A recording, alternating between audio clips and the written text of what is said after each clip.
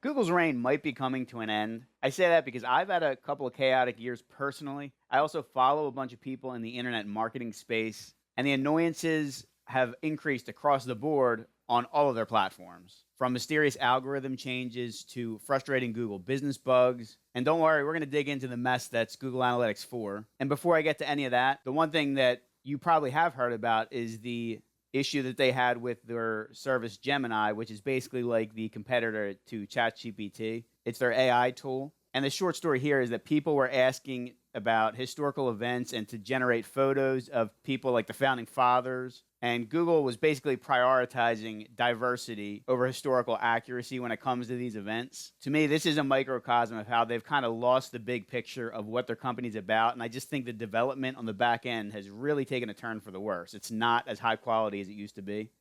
So let's start on an example that I just had with a client's Google business page. I noticed one day when I went to visit their Google business profile, it was showing that they were in another town about 60 miles away in a different state. Now, it still had our correct address. We obviously have verified that address, but the map pin location was showing this random address. And at first, I just thought it was a bug, but then a couple of days later, I posted about it on a forum and was told that this is likely the work of shady SEO people or marketers that are trying to boost their own clients by removing the big players that were ranking well within those map listings. And basically, the way that they were able to do this is because you can suggest an edit for any business that's listed on Google Maps. And it was just automatically implementing whatever edit they were doing. So somebody was saying, we're located at a different location, and they were putting that on our live listing. Meanwhile, I tried to fix it while I was logged into the verified account, and they unverified that business listing. So now we can't even do a postcard verification anymore because Google requires video verification. So I have to get my client to record like a 2 to 3 minute video of them starting out in the street, showing a street sign, going into their building, showing documentation.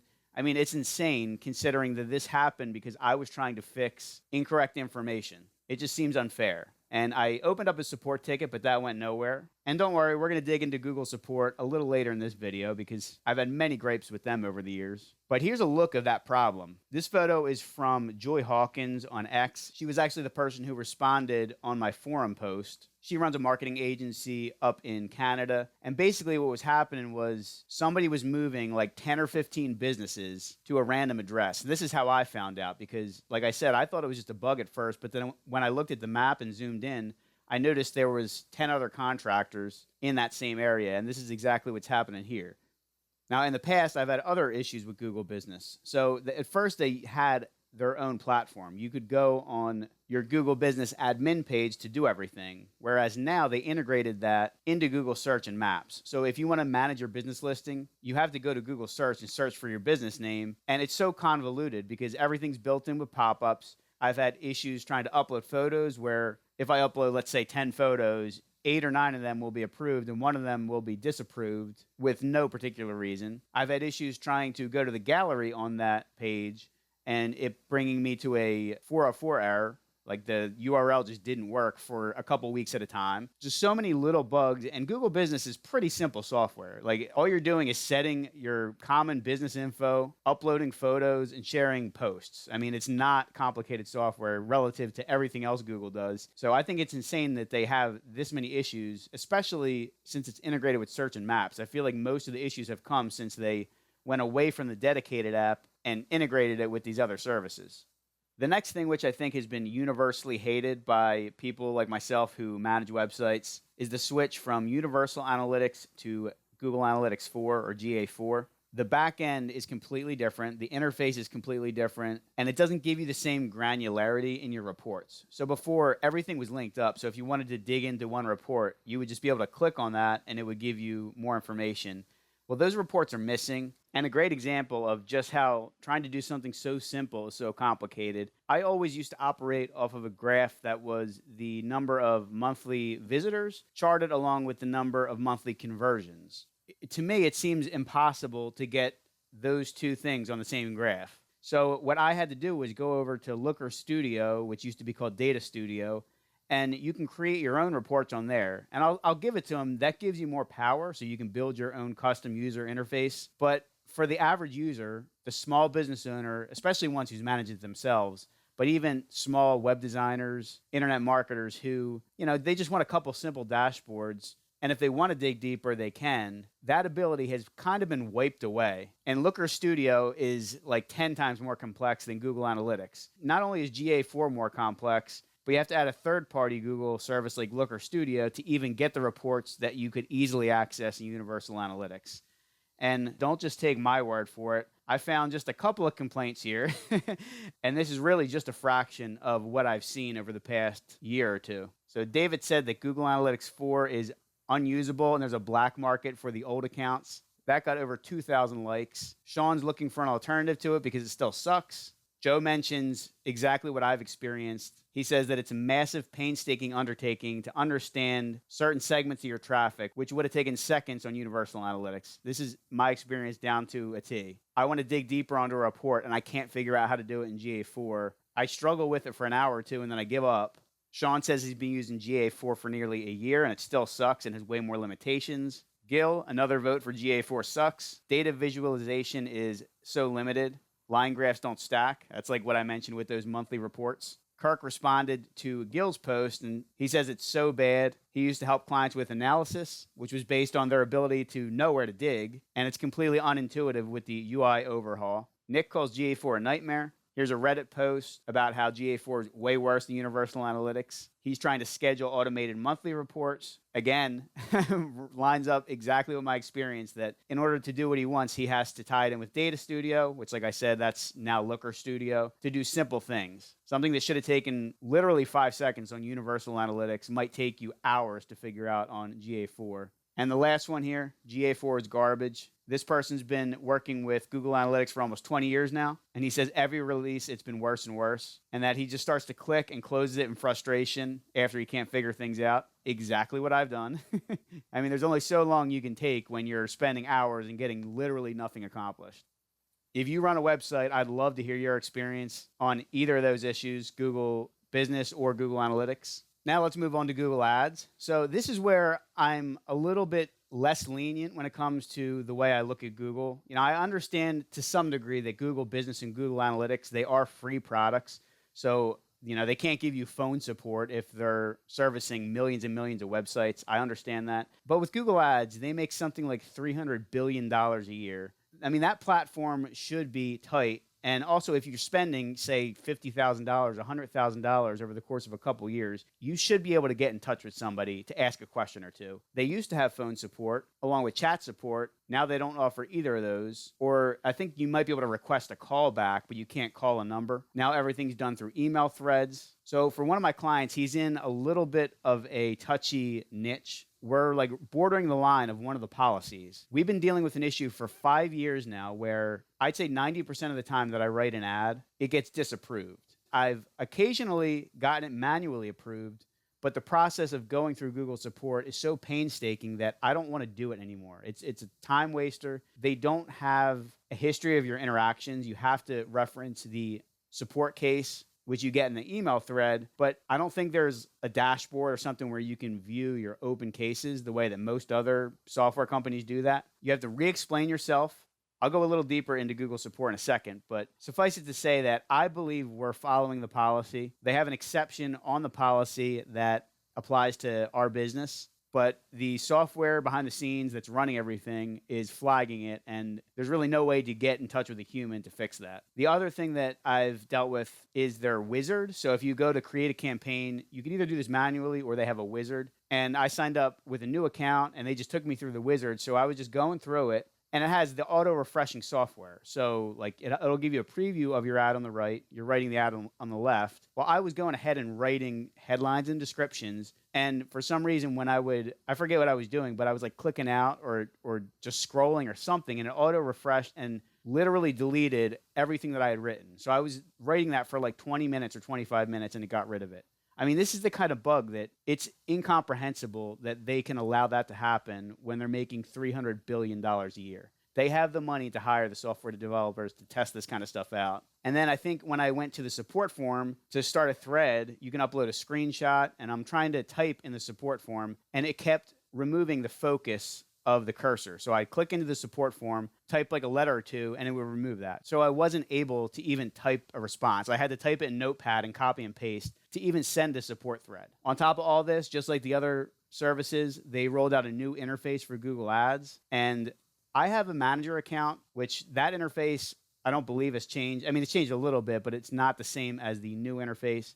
But this is just one article talking about how they moved the reports to a new location in the latest UI update. This was in January 2024. The Google Ads interface, if you've never dealt with it, I'd say it's the most complicated of all the Google platforms. I think Looker Studio might have topped that because I'd never used it before. But Google Ads has so many different menu options.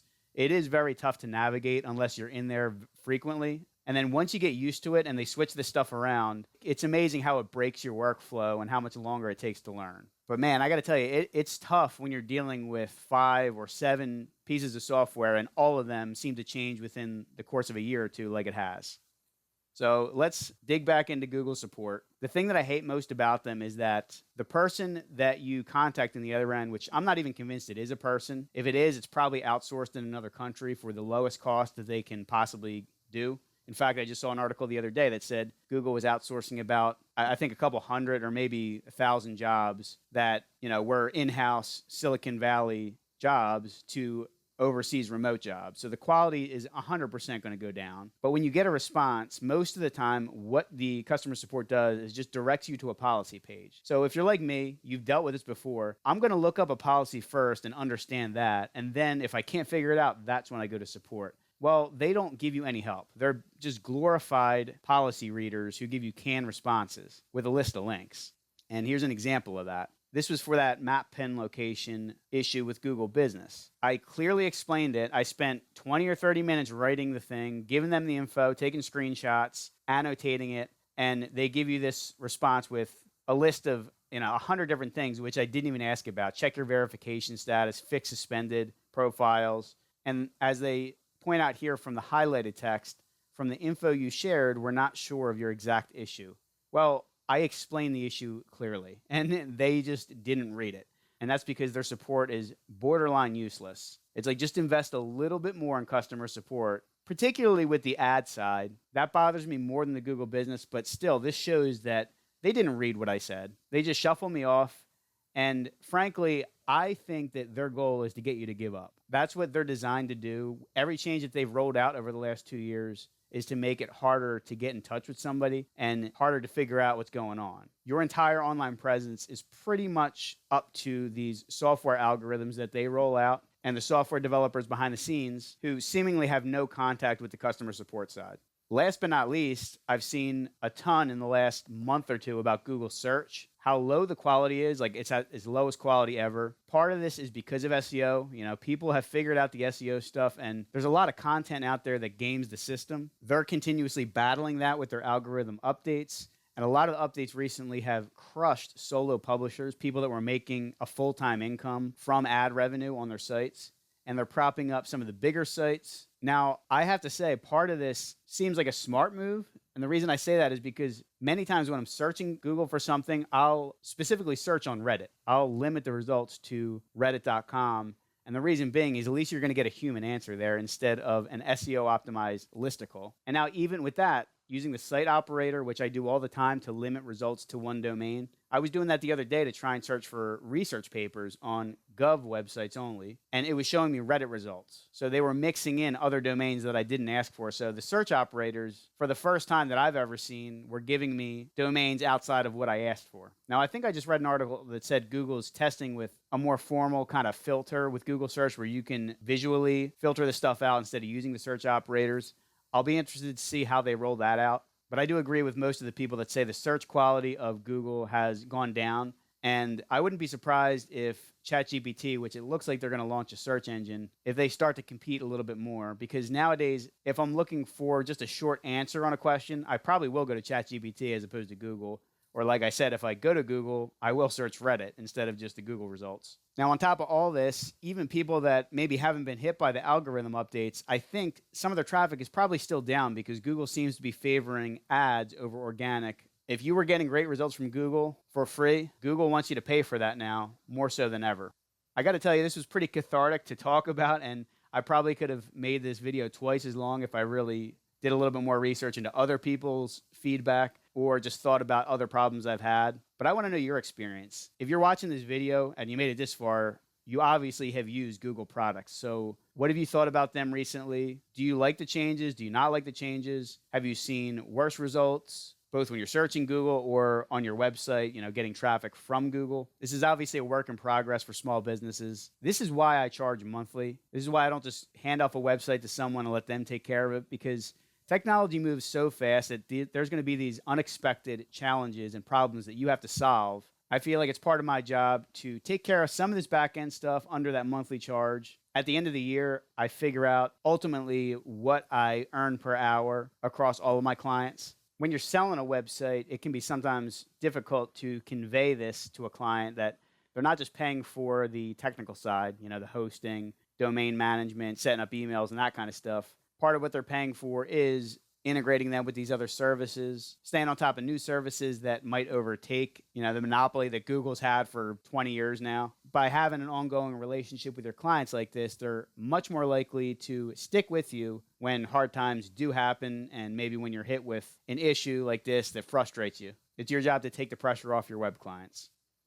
If you work websites and you want to see the tools that I use within my business, you can go to my homepage and download the 15 tools giveaway. It's websiteprofitcourse.com. And as I just mentioned, the way that I calculate what I earn per hour is by tracking my time. I have a spreadsheet to do this, and it automatically pulls the data from Google Calendar. So I don't have to input it manually. I just set up my calendar and review it every couple of weeks or every month. You can download that time tracker spreadsheet from websiteprofitcourse.com/tracker. And I'll include both of these links in the description below. Last but not least, make sure you subscribe to my channel and give this video a thumbs up. Thanks for watching, and I'll link up a couple other videos here if you want to keep on learning.